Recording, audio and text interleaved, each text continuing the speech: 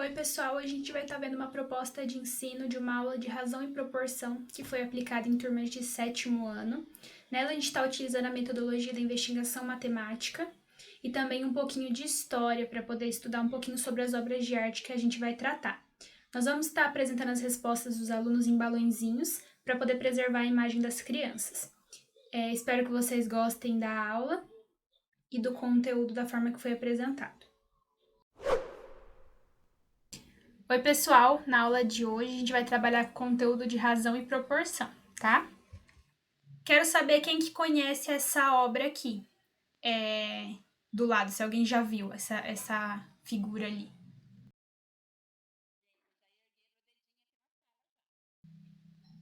Então vamos descobrir um pouquinho mais sobre ela. Essa representação é o Homem Vitruviano e ela foi feita por Leonardo da Vinci no ano de 1490, um tempão atrás. Na época do Renascimento, que eram as novas obras de arte, as novas formas de pintar.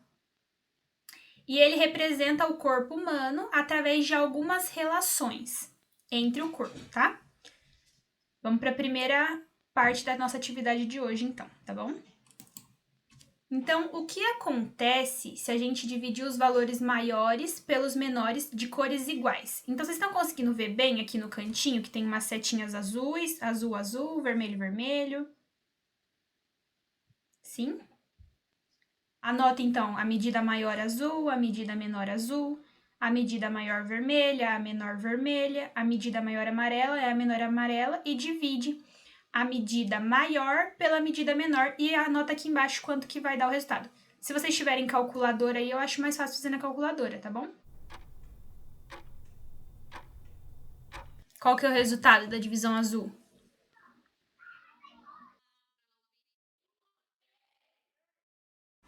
Vou fazer mais perguntas para vocês.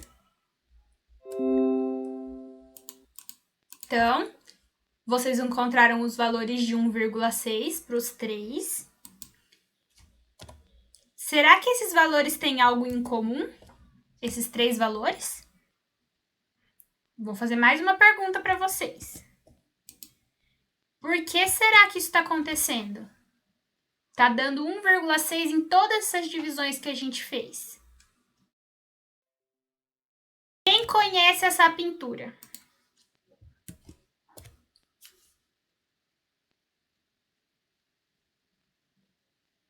E aí?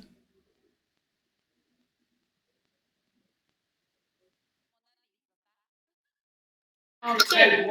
Vamos saber algumas partes da história da Mona Lisa. Então, pedacinho, uma contextualização bem rapidinha, para a gente poder conversar sobre ela.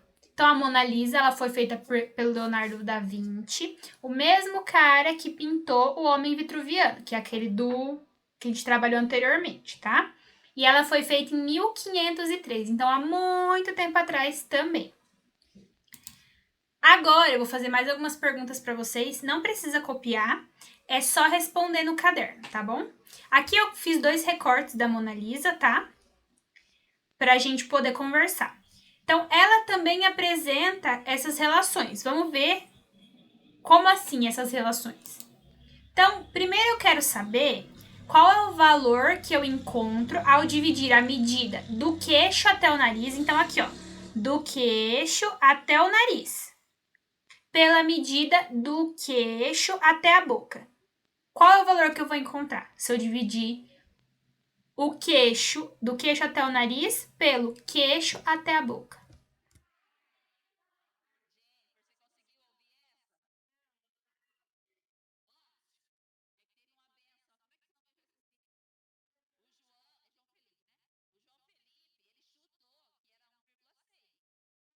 Tá. Então tá, não vou falar se tá certo. Vocês podem ficar de olho nessas contas aí e fazer bem direitinho, porque depois no final eu vou corrigir. E se não tiver dado 1,6? Vamos lá. Então, mais uma perguntinha para vocês. Agora, nessa imagem do cantinho aqui, ó. Qual o valor encontrado ao dividir a medida do tamanho total da boca? Então, aqui, ó, a boca inteira aqui da Mona Lisa, pela medida do canto direito até o meio, até o centro. Então, o tamanho total da boca dividido pelo canto direito até o centro. Faz aí e me fala quanto que deu.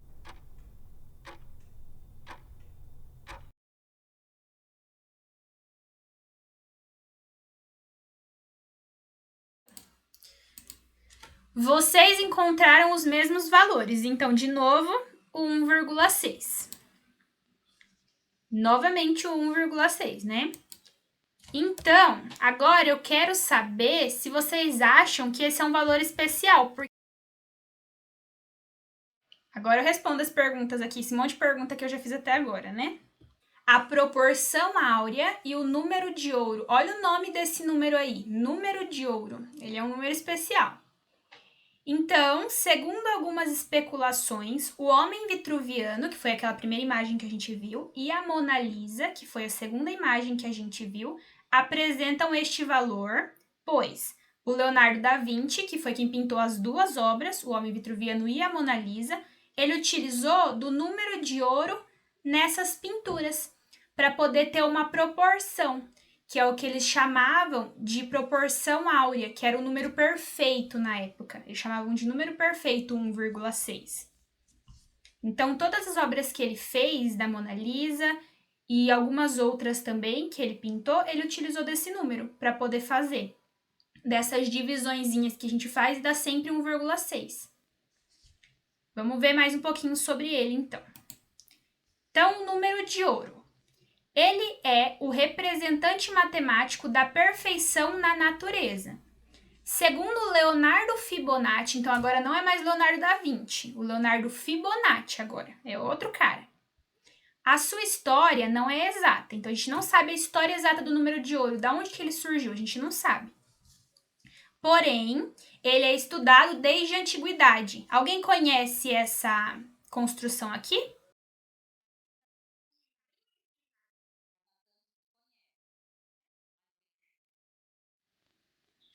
Aqui nessa divisão eu vou ter 1,6. Nessa divisão aqui, ó, na vertical aqui, eu vou ter 1,6. Nessa menorzinha aqui também eu vou ter 1,6. Nessa aqui na horizontal, que é um pouquinho menor também, vou ter 1,6. Então, nessa construção inteira eu tenho 1,6 aparecendo ali. E esse 1,6 é o que a gente chama de número de ouro, tá? Ele é estudado desde a antiguidade, igual eu já tinha dito. E ele está presente em muitas construções gregas, que já apresentavam este número como base, esse 1,6. Então, antes mesmo desse cara aqui, o Leonardo Fibonacci, começar a estudar esse número de ouro, ele já aparecia em construções antigas. Existem algumas pirâmides egípcias que também têm esse número relacionado nas divisões do valor maior pelo valor menor, tá? Vamos ver então como é que esse número funciona, porque a gente já testou aí na prática como é que a gente dividiu e deu 1,6, só que agora a gente vai ver como é que ele funciona de verdade, tá? Na teoria mesmo. Vamos estudar um pouquinho então, né? Falar um pouquinho sobre o que é a sequência de Fibonacci. Então, Leonardo Fibonacci foi o criador da sequência que define os dois primeiros números sendo 0 e 1. Então, o que é uma sequência? É uma quantidade de números que tem uma relação entre si. Como que é feita a sequência de Fibonacci? Eu pego o 0 mais o 1. Então, 0 mais 1 dá quanto?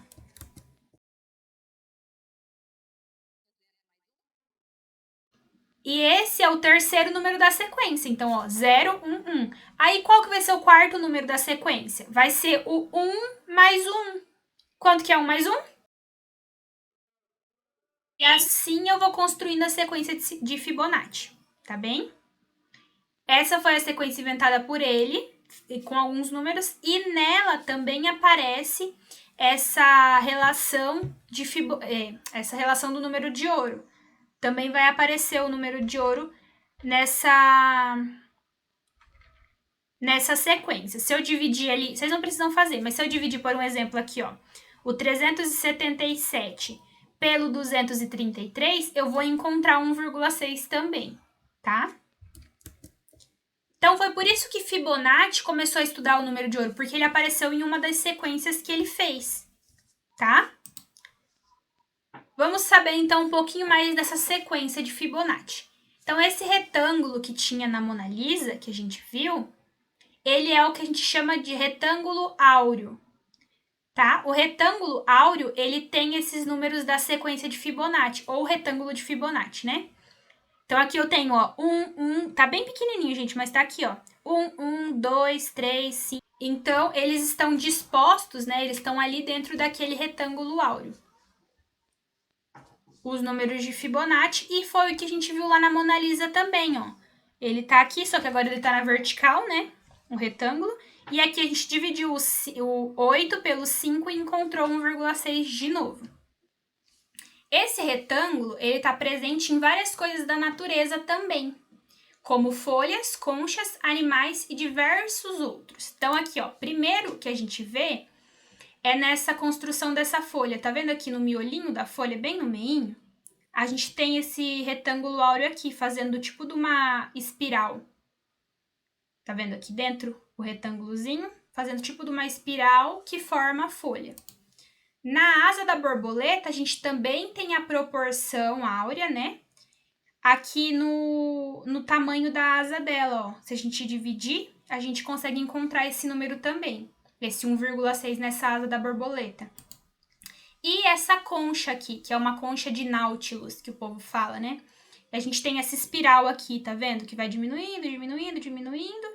E dentro dela a gente consegue encontrar, se a gente medir. É claro que ela é bem pequenininha, mas se a gente medir e for fazendo essas divisões da mesma forma que a gente fez na Mona Lisa e no Homem Vitruviano, a gente vai conseguir encontrar esses números, esses valores. Esse 1,6 que é o número de ouro.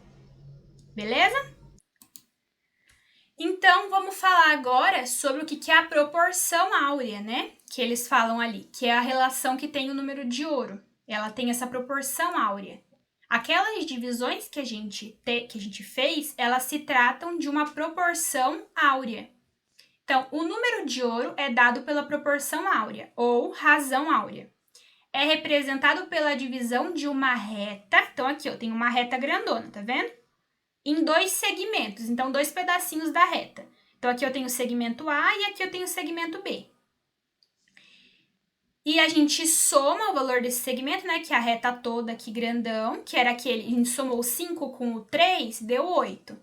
E daí a gente vai pegar o pedacinho maior aqui, desses dois que foi dividido, e vai dividir a reta toda. No nosso caso lá, 5 com 3 deu 8, que era esse grandão. E o pedacinho da reta maior era o valor de 5. E a gente dividiu 8 por 5 e deu 1,6. Certo? Então, quando a gente soma esses dois segmentos e divide pelo valor maior, né, do segmento maior, a gente vai encontrar esse número de ouro. Beleza? Daí tá aqui, ó. Esse aqui é o número de ouro. Ele tem esse tamanhão aqui. Só que a gente pode representar ele apenas como 1,6, igual vocês fizeram aí na sala. Tá bem? Agora, vamos ver o que vai ser a razão e a proporção em si, que a gente viu agora as relações, né, até agora, onde a gente encontra a razão e proporção, e agora a gente vai ver o que é a razão e a proporção. Então, vimos vários valores que dividimos um pelos outros, isso é chamado de razão. A razão entre dois números é a divisão entre eles, com os denominadores diferentes de zero. Então, a razão vai ser aquela divisão que a gente fez, isso é razão. Um exemplo, então, de uma razão é a razão da altura, que vocês fizeram, né? Pela medida do pé até o umbigo. Então, essa divisão aqui do 174 pelo 108 é o que a gente chama de razão. E o resultado que vocês encontraram foi 1,61. Outro exemplo foi a razão do queixo até o nariz da Mona Lisa pelo queixo até a boca da Mona Lisa. Então, foi 8 dividido por 5, essa é a razão, que deu o resultado de 1,6. Agora, o que é a proporção, então? Então, a gente encontrou o mesmo resultado em todas as divisões, não foi? Que deu 1,6. Então, os resultados das razões, das divisões que a gente fez, deu todos 1,6, que é o número de ouro. Essa igualdade entre os resultados, então, todos esses resultados serem iguais, é o que a gente chama de proporção. Então, a proporção é a igualdade entre duas razões. Então, por exemplo, A razão entre a medida da perna pela medida do joelho é igual... Então, a medida da perna pela medida do joelho é igual à razão entre a medida do braço pela medida da mão. Isso aqui foi o que vocês fizeram lá no homem vitruviano. A gente pegou lá a perna até o joelho, né? A perna pelo joelho, pelo tamanho do joelho, e deu o mesmo valor que a medida do braço inteiro lá do homem vitruviano, dividido pela mão. Então, essa igualdade entre essas duas razões é o que a gente chama de proporção. Então, agora a gente já sabe o que é razão e a gente já sabe o que é proporção. A gente já tem a definição dos dois. Vimos que é bem facinho. A definição é bem simples. Vamos continuar. Emma tem 6 pirulitos, que vai dividir entre ela e suas 2 amigas. Construa a razão que expressa essa relação. Então, ela tem 6 pirulitos e ela quer dividir entre ela e 2 amigas. Eu quero que vocês escrevam em formato de razão, então naquela forma de divisão lá. E resolvam para ver quanto que cada amiga vai ficar, quantos pirulitos cada pessoa vai ficar.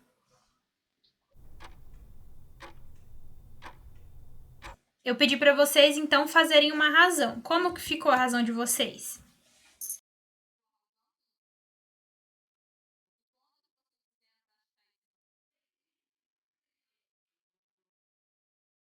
Pirulitos dividido por 3 pessoas. Então, 6 dividido por 3 e deu 2 para cada. Isso mesmo. Então, a razão que a gente fez foi essa aqui, 6 dividido por 3. E o nosso resultado foi 2. O próximo exemplo, então, não precisa copiar, eu vou só explicar ele para vocês, tá bom? Ele pergunta assim, ó. Se Emma tivesse que dividir alguns pirulitos, que ela não sabe quantos, entre ela e suas 4 amigas, qual seria a quantidade de pirulitos para que as razões sejam iguais e se mantenha a proporção?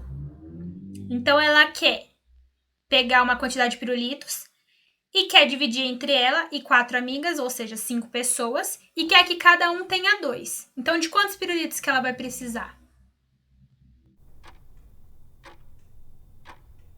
Vamos ver, então? Ó, então, alguns pirulitos que eu chamei de P, tá? P de pirulitos, entre 5 pessoas, que eu chamei de A. As pessoas são o A. Cada uma deve ficar com 2 pirulitos. Então, ia ficar assim, a quantidade de pirulitos dividido pela quantidade de pessoas. A quantidade de pessoas, eu sei quanto que é, né? São 5 pessoas. Então, fica P, que é a quantidade de pirulitos, dividido por 5 igual a 2. E agora, como é que eu resolvo? Eu passo meu 5 multiplicando meu 2, assim, então vou ficar com P igual a 2 vezes 5, que eu passei o 5 multiplicando 2. Então, quantos pirulitos teriam que ser para a proporção continuar sendo 2? 10 pirulitos. Pessoal, é isso que eu preparei para hoje. Espero que vocês tenham gostado da aula. Fiz com muito carinho para vocês, tá bom? Muito obrigada.